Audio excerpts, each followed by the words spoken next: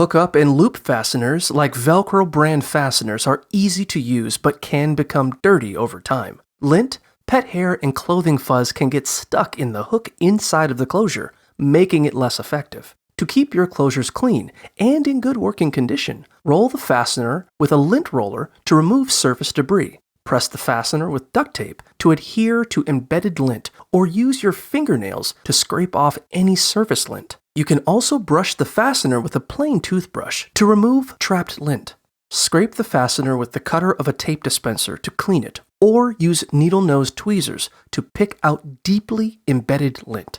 Try to keep it clean. Brush the fastener once a month to prevent excessive debris buildup. Fasten the closure before washing it to avoid picking up stray threads, and spray the fastener with anti-static spray after washing to reduce lint attraction.